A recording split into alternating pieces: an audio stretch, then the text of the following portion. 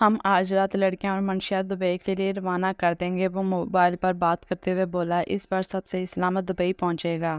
بہت خاص آدمی کو میں نے یہ کام دیا ہے۔ دوسری طرف کی بات سن کر وہ بولا، اس بار تم لوگ مجھ تک نہیں پہنچ سکتے، اب میں بتاؤں گا عمران چیز کیا ہے۔ عمران نے فون بند کرتے ہوئے ہنستے ہوئے کہا۔ وہ شاید بھول گیا تھا کہ اوپر بیٹھی ذات اس سے بہت زیادہ طاقت والی ہے۔ اب وقت تھا جب اللہ اس کی رسی کھینچنے والا تھا۔ ہم آگے کے دروازے سے جائیں گے، ہادی اور اویس پیچھے کی جانب جوانوں کو لے کر اندر جائیں گے۔ ہم نے چاروں طرف سے اس گھر کو گھیر لیا۔ میجر نے ان کو پوزیشن سے آگاہ کرتے ہوئے کہا۔ وہ آہستہ آہستہ دبے قدموں اندر کی جانب بڑھ رہے تھے جب اس کی نظر ایک لکڑی کے دروازے پر پڑی جسے باہر سے تالا لگا ہوا تھا۔ وہ نوجوانوں کو لے کر اس دروازے کی طرف بڑھا اور تالے کو بغیر آواز پیدا کیے توڑ ڈالا۔ دروازہ کھلنے پر جو منظر اس نے دیکھا اس سے اس کا خون کھول گیا۔ وہ اس کے سامنے تھیں، آنکھیں رونے کی وجہ سے سوج گئی تھیں، چہرے پر آنسوؤں کے نشان تھے، بال کونے سے نکل کر اس کے چہرے کو چھو رہے تھے، منہ کو رومال اور ہاتھوں کو پیچھے رسی سے باندھا ہوا تھا۔ اس کمرے میں اور بھی لڑکیاں تھیں جن کی حالت بھی کچھ ایسی ہی تھی۔ وہ انفعال کے احساسات کے بارے میں جانتا تھا مگر کبھی ظاہر نہیں ہونے دیا تھا، مگر آج اسے اس حالت میں دیکھ کر اس کے دل کو کچھ ہوا تھا۔ اس نے آگے بڑھ کر اس کے بندھے ہاتھ کھولے اور جوانوں کو بھی باقی لڑکیوں کو کھولنے اور بحفاظت باہر نکالنے کا کہتے ہوئے انفعال کے منہ پر بندھا رومال کھولا۔ وہ پہلی بار اسے اتنی قریب سے دیکھ رہا تھا۔ جب انفعال نے اپنی بوجھل ہوتی آنکھوں کو کھول کر اسے دیکھا، چلو اٹھو، ہمیں یہاں سے جلد نکلنا ہے، اس نے انفعال کے چہرے سے نظریں ہٹا کر کہا۔ چلو شاباش۔ جب کوئی جواب نہ آیا تو اس نے اس کی طرف اپنا ہاتھ بڑھاتے ہوئے کہا۔ انفعال نے تھوڑا جھجک کے اس کے ہاتھ پر اپنا ہاتھ رکھ کر کھڑی ہو گئی۔ باقی لڑکیوں کو پیچھے کے دروازے سے باہر نکال دیا گیا۔ اب وہ دونوں کمرے سے نکلنے لگے جب گولیوں کی آوازیں گونجنے لگی۔ اس طرف مواصل نے ایک طرف اشارہ کرتے اسے اپنے ساتھ آنے کو کہا۔ وہ پیچھے کے دروازے کی طرف بڑھ رہے تھے۔ جب ایک گولی مواصل کے بازو کو چھوتی ہوئی گزری، اس نے انفعال کو اپنے پیچھے کیا اور سامنے کھڑے شخص کو دیکھ کر اس کی آنکھوں میں خون اتر آیا۔ بہت جلدی ہے یہاں سے بھاگنے کی، وہ آدمی ہنستے ہوئے بولا۔ انفعال ان سب سے بے خبر اس کے بازو سے نکلنے والی خون کو دیکھ رہی تھی۔ تم عمران، تمہیں تو میں اپنے ہاتھوں سے مارنے کا خواہش مند ہوں۔ اپنے بابا سے کیا عہد آج پورا ہوگا، مباسل نے سامنے کھڑے عمران کو غصے میں دیکھتے ہوئے کہا۔ کون ہو تم؟ عمران کچھ شک سے بولا۔ وہی جس کے ماں باپ کو تم نے بے دردی سے قتل کیا، صرف اس لیے کہ میرے بابا نے تمہارے ساتھ اس گندے کام میں ساتھ نہیں دیا، وہ طیش میں بولا تھا۔ اس کی آنکھوں میں جنون تھا جو سامنے والے کو ختم کر دینے کے لیے کافی تھا۔ تم فاروق افندی کے بیٹے ہو؟ عمران کے چہرے پر ایک رنگ آیا اور ایک جا رہا تھا۔ واہ، تو تمہیں یاد ہے، تو یہ بھی یاد ہوگا کس بے دردی سے قتل کیا تھا۔ اب تمہاری باری، تمہارا کھیل اب ختم عمران، مباسل نے غصے میں چیختے ہوئے کہا۔ پیچھے کھڑی انفعال کو ایک طرف اشارہ کرتے ہوئے باہر جانے کا بول کر دوبارہ عمران کی طرف بڑھا۔ تم بھی اپنے ماں باپ کی طرح آج میرے ہاتھوں قتل ہو گئے، عمران نے غصے میں پھنکارتے ہوئے کہا اور اپنے ہاتھ میں موجود گن سے دوسری جانب اشارہ کرتے ہوئے ہنسا۔ مباسل نے اس کی نظروں کے تعاقب میں دیکھا اور ایک پل کو اسے لگا جیسے کسی نے اس کے دل کو دبوچ لیا۔ ایک آدمی انفعال کے ماتھے پر گن رکھے ہوئے تھا۔ اگر اس لڑکی کی زندگی چاہتے ہو تو اپنی گن نیچے رکھو اور خود کو ہمارے حوالے کر دو، عمران نے کھڑے مباسل کو کہا۔ اس معصوم کو جانے دو عمران، ورنہ میں بہت برا پیش آؤں گا، وہ غصے سے دھاڑا۔ عمران نے جیسے ہی انفعال کو اپنے گن کے نشانے پر رکھ کر ٹریگر کو دبانے لگا جب ایک گولی ہوا کو چیرتی اس کے ہاتھ سے پار ہوئی اور اس کے اڈے میں اس کی ہولناک چیخ بلند ہوئی۔ انفعال، جس نے ڈر سے آنکھیں بند کی ہوئی تھیں، عمران کی چیخ پر ایک دم کھول لی اور اس محافظ کو دیکھا جو اپنے زخمی بازو کی پرواہ کیے بغیر عمران کے سینے میں گولیاں اتار چکا تھا۔ گولیوں کی آواز سنتے باقی کمانڈر اور فوجی سپاہی وہاں پہنچے۔ حائم کو سامنے دیکھ کر انفعال روتی ہوئی اس کے سینے سے لگی۔ اس کو اور اس کے آدمیوں کو گاڑی میں ڈالو اور حائم آپ ان کو گھر لے جائیں۔ جنرل نے پہلے حذیفہ اور کامران کو حکم دیا اور پھر حائم سے بولے۔ مباسل افندی، آپ نے بہت اچھا کام کیا، ورنہ آج اگر یہ پھر بھاگ جاتا تو اسے پکڑنا مشکل ہو جاتا۔ پراؤڈ آف یو، میجر نے اس کی پیٹھ تھپکی۔ کمانڈر، آپ بازو پر پٹی کروا لیں اور آرام کریں، جنرل نے اس کے زخمی بازو کو دیکھ کر کہا۔ آج اس کا اپنے باپ سے کیا عہد پورا ہوا تھا، جس انتقام کی آگ میں وہ جھلس رہا تھا اب وہ آگ بجھ گئی تھی۔ ایک ہفتے بعد وہ اپنا سامان ایک بیگ میں رکھ رہا تھا اور حائم سامنے صوفے پر لیٹا موبائل چلا رہا تھا جب مباسل نے اسے مخاطب کیا، انفال کیسی ہے؟ اس نے تھوڑا جھجک کے حائم سے انفال کے بارے میں پوچھا، جو اس واقعہ کے بعد سے کافی ڈر گئی تھی۔ اب کافی بہتر ہے، لیکن ڈر جاتی ہے۔ ماما، بابا اور ہیرا اسے واپس نارمل کرنے کی کوشش کر رہے ہیں، انشاءاللہ جلد ٹھیک ہو جائے گی۔ اس کے سوال کرنے پر حائم نے مشکوک نظروں سے اسے دیکھا اور پھر انفال کی حالت بتائی۔ مجھے تم سے بات کرنی ہے، اسے بیڈ کے کنارے بیٹھتے جسے لفظوں کا چناؤ کیا۔ ہاں بولو، حائم اس کے انداز پر چونکا۔ میں انفال سے نکاح کرنا چاہتا ہوں۔ اس نے بات مکمل کر کے سینے میں دبی سانس ہوا کے حوالے کرتے حائم کو دیکھا۔ حائم کا چہرہ کسی بھی قسم کے تاثر سے عاری تھا۔ وہ حائم کے جواب کا انتظار کیے بغیر دوبارہ اٹھ کر بیگ میں سامان رکھنے لگا۔ میں گھر والوں اور انفال سے پوچھے بغیر تمہیں کوئی جواب نہیں دے سکتا۔ تم کہاں جا رہے ہو؟ حائم نے مشکوک طریقے سے کہا۔ ہاں، ایک کام ادھورا رہ گیا تھا، وہی کرنے جا رہا ہوں، اس نے ہلکے سے ہنستے ہوئے کہہ کر بیگ بند کرنے لگا۔ نہ جانے کتنے وقت بعد وہ مسکرایا تھا اور حائم نے دل ہی دل میں اس کے ایسے ہی مسکرانے کی دعا کی تھی۔ بی جان، میں کہہ رہی ہوں جب تک وہ نہیں آئے گا آپ ان رشتے والوں کو ہاں نہیں بولیں گی۔ بی جان اور پریسا صوفے پر بیٹھی تھی۔ جب بی جان کی بات سن کر اس نے بی جان کو اٹل لہجے میں اپنا فیصلہ سنایا۔ تو پھر بی جان آپ ابھی ان لوگوں کو ہاں بول دیں۔ اس نے پیچھے سے آ کے بی جان کے گرد بازو پھیلا کر شوقیہ انداز میں کہا۔ کیا ہو گیا ہے؟ یہ میں ہوں، میرا بھوت نہیں ہے۔ اس نے مسکراتے ہوئے پری کو چٹکی کاٹی تو وہ ہوش کی دنیا میں واپس آئے اور اسے دیکھا جو بی جان کے گلے لگے ان کے شکوے دور کر رہا تھا۔ تم کتنے بدتمیز ہو مباسل، بندہ سال میں ایک بار گھر آ جائے، نہیں تو ہر ہفتے فون ہی کر لے، لیکن نہیں، تمہیں تو صرف اپنی پرواہ ہے۔ پریسا نے اس کے کان کھینچتے ہوئے تھوڑا غصہ کرتے بولی۔ تو آخر میں آواز روند گئی تو مباسل کو لگا شاید اس نے بہت غلط کیا، کم از کم وہ ہر مہینے فون کر کے اپنی خیریت کی خبر ان کو دیتا رہتا تھا۔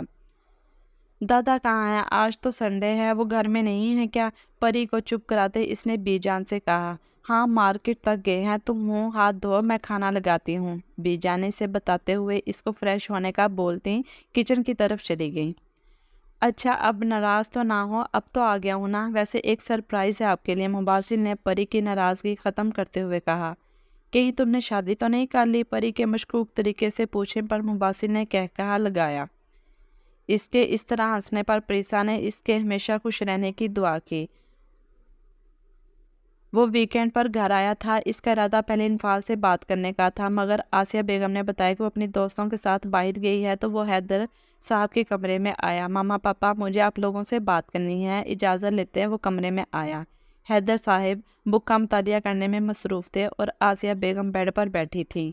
ہاں بولو بیٹا، کیا بات ہے؟ حیدر صاحب نے کتاب سائڈ پر رکھتے ہوئے نرمی سے کہا۔ آپ لوگ مباسل کو تو جانتے ہی ہیں، وہ اپنے گھر والوں کو انفال کے سلسلے میں بھیجنا چاہتا ہے۔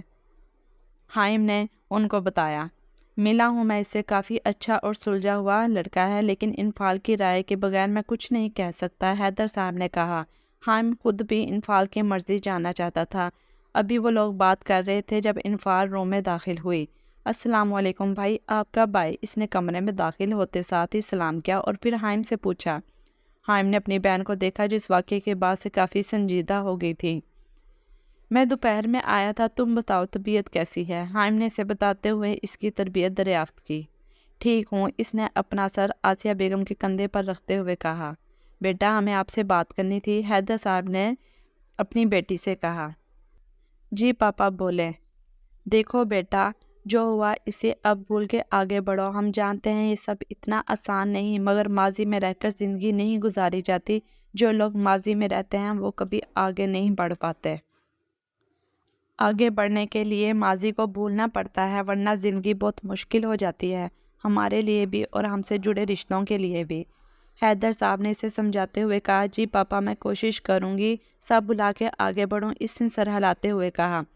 مباسل کے گھر والے آنا چاہتے ہیں تمہارے اور مباسل کے رشتے کے لیے، انہوں نے اپنی بات کہہ کر اسے دیکھا جو ان کی بات پر حیران ہو گئی تھی۔ بیٹا آپ سوچ لو، کوئی جلدی نہیں ہے، جو آپ کا فیصلہ ہوگا ہم اس میں خوش ہیں۔ حیدر صاحب نے اٹھ کر اس کے سر پر ہاتھ رکھ کر کہا۔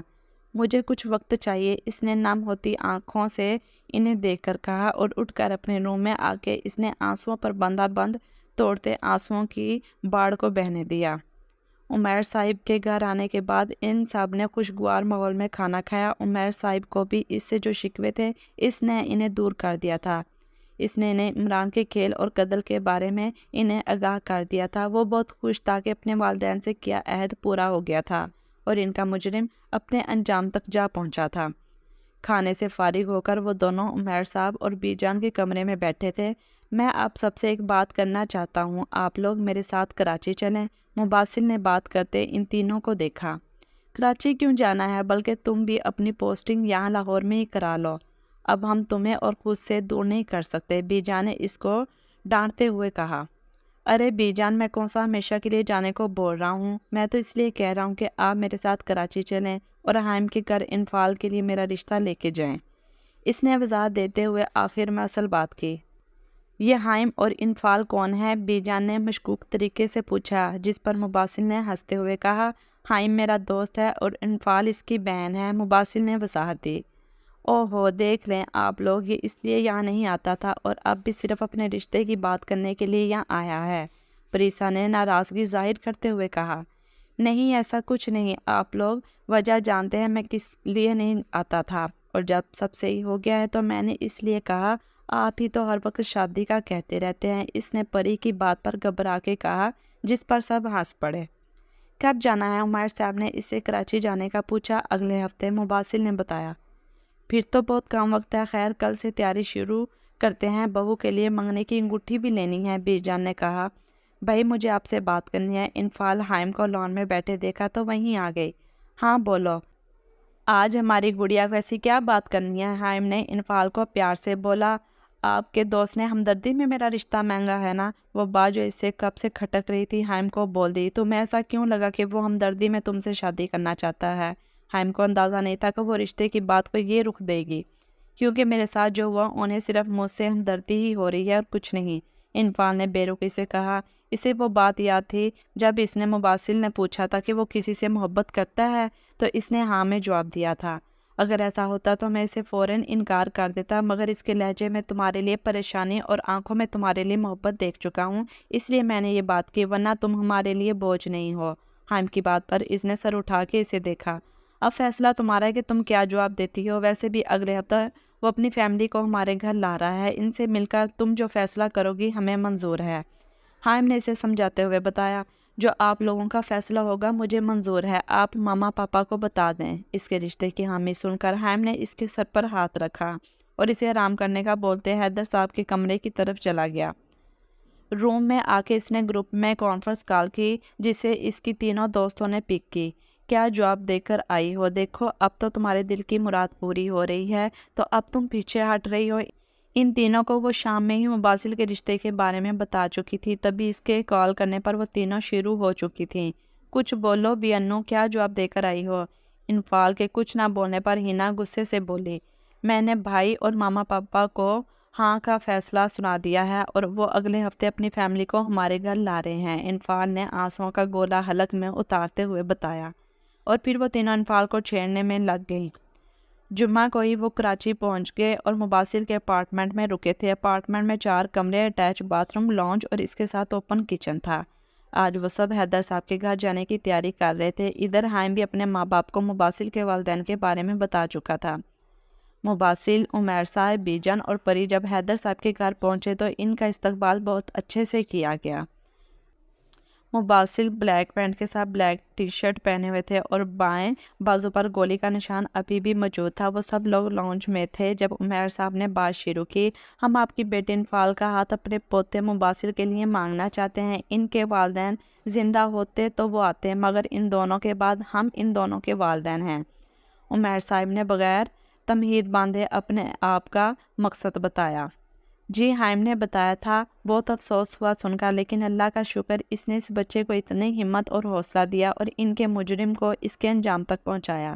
حیدر صاحب نے پہلے افسوس کیا اور پھر مباسل کو شاباش دیتے ہوئے کہا، ہمیں یہ رشتہ منظور ہے، آج سے انفال آپ کی بیٹی ہے۔ حیدر صاحب نے انہیں اپنے فیصلے سے آگاہ کرتے ہوئے کہا اور سب کو مبارکباد دی۔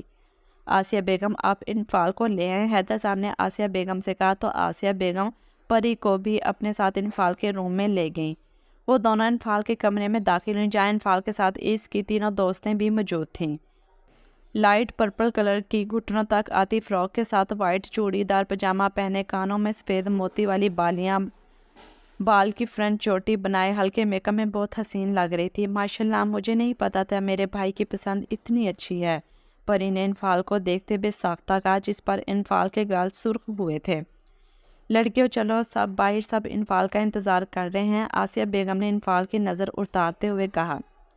ہنا اور سمین اسے باہر لانج میں لے آئی اور ہانیہ نے مٹھائی لا کے سینٹر ٹیبل پر رکھی۔ مباسل انفال کو آتے دیکھ کھڑا ہو گیا اور اس کی نظریں انفال پر سے ہٹ ہی نہیں رہی تھی۔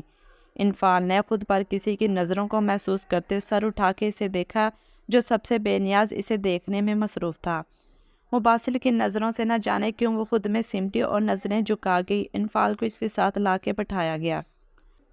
آپ اجازت دیں تو ہم منگنی کی انگوٹھی انفال کو پہنا دیں؟ بی جان نے حیدر صاحب اور آسیہ بیگم سے اجازت مانگی تو ان کے ہاں کہنے پر بی جان نے انگوٹھی مباسل کے ہاتھ میں دی، جسے مباسل نے انفال کو پہنایا۔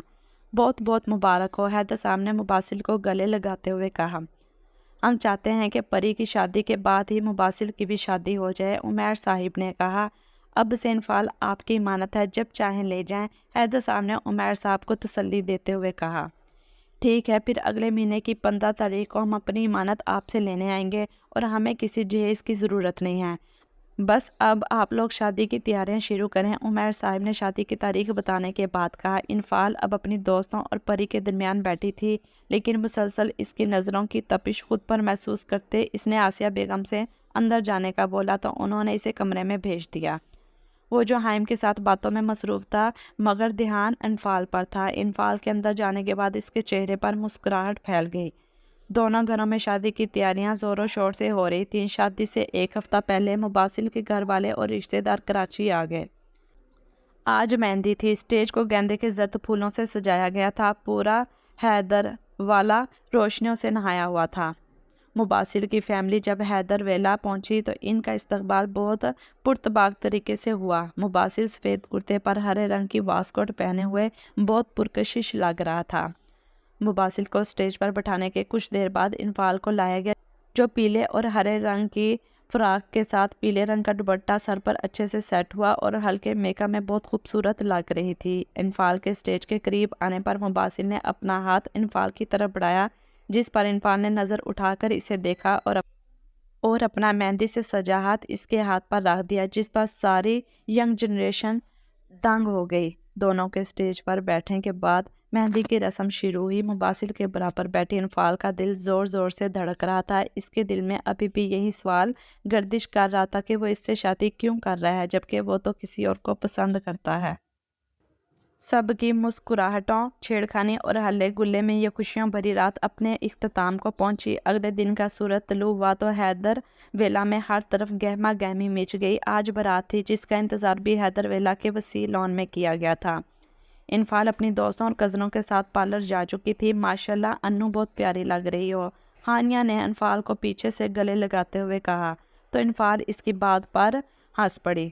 آپ پلیز ان سے پیچھے ہو جائیں، ورنہ ان کا دوپٹہ کھینچنے کی وجہ سے ہیئر سٹائل خراب ہو جائے گا۔ بیوٹیشین نے ہانیہ کو ٹوکا تو وہ منہ بنا کر پیچھے ہوئی، جس پر ہنا اور سمین نے کہا لگایا۔ بارات حیدر ویلا پہنچی تو ان کا استقبال بہت گرم جوشی سے کیا گیا۔ وہ آج مہرون شیروانی، جس پر گولڈن کڑھائی ہوئی تھی، پاؤں میں خصے پہنے کسی ریاست کا شہزادہ لگ رہا تھا۔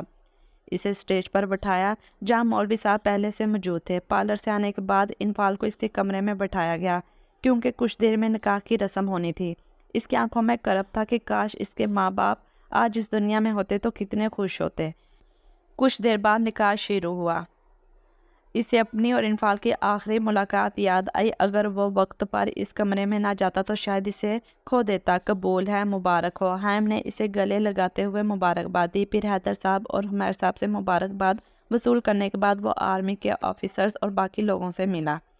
انفال کے سر پر لال چنری ڈالی گئی تھی۔ جب حیدر صاحب اور حائم مولوی صاحب اور چند گواہوں کے ساتھ اس کے روم میں داخل ہوئے، جہاں آسیہ بیگم اور انفال کی دوستیں موجود تھیں، اس کا وجود کانپ رہا تھا۔ جب حیدر صاحب نے اس کے سر پر ہاتھ رکھا تو اس نے اپنا سر اسبات میں ہلایا۔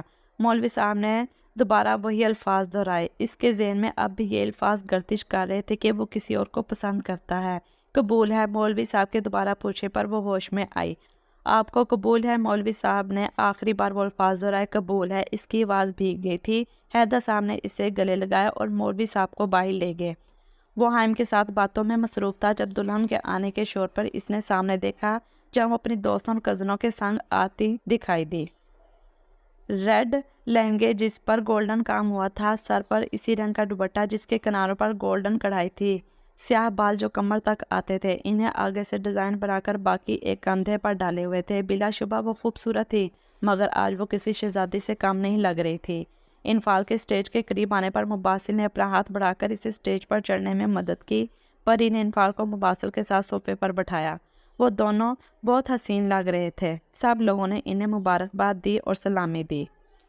رخصتی کا وقت آیا تو انفال نے اپنے ساتھ باقی سب کو بھی رلا دیا۔ پھر پریسا اور بیجا نے انفال کو گاڑی میں بٹھایا۔ انفال کو کچھ رسموں کے بعد مباسل کے روم میں لے جایا گیا۔ کمرے کو گلاب کے پھولوں سے سجایا گیا تھا۔ کافی دیر بعد مباسل کا انتظار کرنے کے بعد وہ اپنا لہنگا سنبھالتی اٹھی اور جیولری اتارنے کے بعد ڈریسنگ روم کی طرف بڑھی۔ تھوڑی دیر میں وہ ڈریس چینج کرنے کے بعد بیڈ پر ایک کنارے لیٹی اور اپنے اوپر کمفرٹر ڈال کر نیند کی وادیوں میں اتر گئی۔ رات 12 بجے وہ کمرے میں داخل ہوا تو نظر سامنے بیڈ پر لیٹی اس پری پر پڑی جو دنیا جہاں سے بے خبر خوابوں کی دنیا میں گم تھی۔ ایک اہم فون کال سننے کی وجہ سے اسے دیر ہو گئی تھی۔ وہ فون بند کرنے کے بعد جلدی سے کمرے میں آیا کہ کہیں انفال اس کے انتظار میں بیٹھی ہوگی، مگر کمرے میں آ کے اسے سوتا دیکھ وہ سر جھٹکتا ڈریسنگ روم کی جانب بڑھا اور کپڑے چینج کیے وہ بیڈ کی دوسری طرف لیٹ گیا۔ اگلی صبح انفال کی آنکھ کھلی تو نظر اپنے برابر سوئے وجود پر پڑی۔ وہ فوراً ہڑبڑا کے اٹھی جس سے مباسل کی آنکھ بھی کھل گئی۔ کیا کوئی جن دیکھ لیا ہے جو اس طرح اٹھی ہو؟ مباسل نے اس کے اس طرح اٹھنے پر کہا۔ آپ یہاں کیا کر رہے ہیں؟ انفال نے اس کے سوال کو اگنور کرتے ہوئے پوچھا۔ مباسل نے اس کے بے تک کے سوال پر نفی میں سر ہلایا۔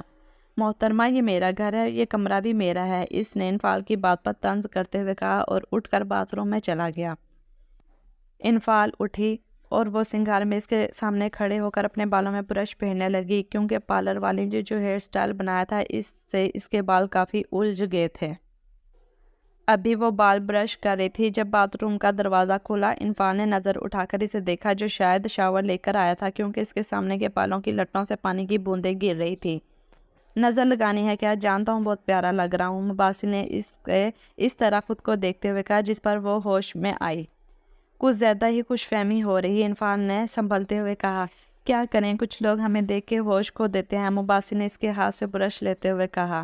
وہ اس کی بات کا جواب دیے بغیر پاس سے گزرنے لگی جب مباسل نے اس کی کلائی تھامی۔ چھوڑے میرا ہاتھ، انفال اس کے ہاتھ پکڑنے پر کرنٹ کھا کر مڑی۔ مجھے تم سے بات کرنی ہے، مباسل نے اب کی بار اس کا دوسرا ہاتھ بھی اپنی گرفت میں لیتے ہوئے کہا، لیکن مجھے آپ سے کوئی بات نہیں کرنی۔ انفال مسلسل اپنے ہاتھوں کو اس کی مضبوط گرفت سے چھڑانے کی کوشش کر رہی تھی۔ کیوں کسی اور کو چاہتی تھی تم مجھ سے شادی کے لیے؟ ہاں کیوں کی؟ اس نے انفال کی بات پر غصے میں کہا۔ میں کسی اور کو پسند کرتی تھی؟ آپ نے تو مجھ سے شاید ہمدردی میں شادی کی ہے۔ انفال کو تو مانو اس کی بات پر پتنگے ہی لگ گئے۔ تمہیں کس نے کہا کہ میں کسی اور کو پسند کرتا ہوں اور تم سے میں نے شادی ہمدردی میں کی ہے؟ مباسل اس کی بات پر چونک کر بولا۔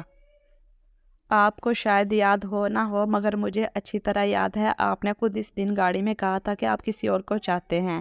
انفال نے اس کو یاد کراتے ہوئے طنز سے کہا۔ اف انفال، مجھے نہیں معلوم تھا کہ اس دن کی بات کو تم آج تک سینے سے لگائے بیٹھی ہو۔ مباسل نے اس کے ہاتھوں کو چھوڑتے ہوئے ایک ہاتھ سے اپنے بالوں کو پیچھے کرتے ہوئے کہا۔ اسے نہیں معلوم تھا کہ انفال اس بات کو اتنا سیریس لے گی۔ تو کیا آپ نے مجھ سے جھوٹ بولا تھا؟ انفال نے پیچھے ہوتے ہوئے کہا۔ ہاں، کیونکہ میں نہیں چاہتا تھا کہ تم مجھے لے کر اپنے دل میں کوئی جذبہ پیدا کرو اور تمہارے دل میں موجود میرے بارے میں جو احساسات ہیں میں ان سے وہ بھی واقف تھا اور کہیں نہ کہیں میرے دل میں بھی تمہارے لیے وہی جذبات ہیں، لیکن اس وقت تمہیں یہ بتا کر ان جذبات کو بڑھانا نہیں چاہتا تھا۔ اس وقت میں صرف اپنے والدین کا بدلہ لینا چاہتا تھا۔ اس سب میں اپنی جان سے بھی جا سکتا تھا۔ اور جہاں تک بات رہی تم سے شادی کرنے کی تو ایک بات اپنے ذہن میں ڈال لو کہ میں نے کسی ہمدردی کی بنا پر تم سے شادی نہیں کی۔ مباسل نے اسے بازوؤں سے تھامتے ہوئے کہا۔ اب تو سب کلیئر ہو گیا ہے نا؟ اب بھی مجھ سے خفا ہو؟ مباسل نے اس کی تھوڑی کو ہلکے سے پکڑ کے اوپر کیا جس پر انفال نے نظر اٹھا کر اس کی آنکھوں میں دیکھا جہاں اس کے لیے محبت اس کی آنکھوں میں ظاہر ہو رہی تھی۔ سوری مباسل، میں نہ جانے کیا کیا بول گئی۔ انفال اس کی آنکھوں میں زیادہ دیر تک نہیں پائی اور مباسل کے سینے سے لگ کر رونے لگی جس پر مباسل نے اس کے گرد اپنے بازوؤں کا حصار باندھا اور اور اس کے بال سے ہلانے لگا۔ اچھا اب رونا بند کرو، فریش ہو کر آؤ۔ مباسل نے کچھ دیر بعد اسے خود سے الگ کرتے ہوئے کہا، جس پر وہ سر ہلاتی باتھ روم میں فریش ہونے چلی گئی۔